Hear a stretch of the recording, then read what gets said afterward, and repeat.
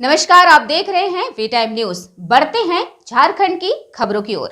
भारतीय सेना द्वारा हाल ही में पाकिस्तानी आतंकियों का अस्तित्व मिटा देने जैसे संपन्न हुए मिशन ऑपरेशन सिंदूर की गौरवशाली सफलता पर और देश की रक्षा में समर्पित वीर सैनिकों के सम्मान में दुमका में काफी संख्या में हाथ में अपने देश का झंडा लिए धन्यवादकर्ताओं की तिरंगा यात्रा को देखा गया।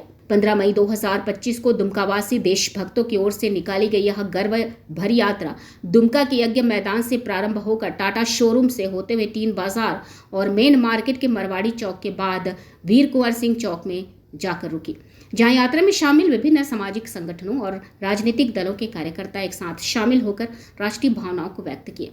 इस यात्रा में शामिल सभी के हाथों में तिरंगा झंडा और मुख में भारत माता की जय, वंदे मातरम, भारतीय सेना जिंदाबाद आदि नारे के साथ वाली दिखी राष्ट्रीयता का उद्देश्य भारतीय सेना की वीरता, बलिदान और पराक्रम के प्रति संपूर्ण समाज की ओर से आभार व्यक्त करना था।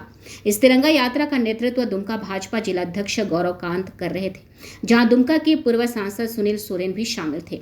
साथ ही इस कार्यक्रम में बड़ी संख्या में पूर्व सैनिक, सैनिकों के परिजन, विभिन्न सामाजिक संगठन, छात्र, शिक्षक, पार्टी कार्यकर्ता, अधिवक्तागण और दुमका के नागरिक उत्साह के साथ शामिल हुए। हृदय में संजो कर रखी गई देशभक्ति की भावना के साथ खड़े और गर्व महसूस कर रहे दुमका वासियों के बीच पूर्व सांसद सुनील सोरेन ने कहा कि सेना केवल हमारी सीमाओं की ही रक्षा नहीं करती बल्कि देशवासियों के आत्मविश्वास और गौरव की भी रक्षा करती है।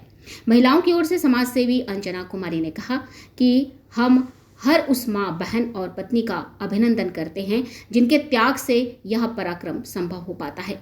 इस यात्रा में शामिल समाजसेवी नेहा सिंह ने कहा कि ऑपरेशन सिंदूर केवल एक सैन्य मिशन नहीं बल्कि हर भारतवासी के विश्वास की विजय है। तिरंगा यात्रा इसी विश्वास का प्रतीक है।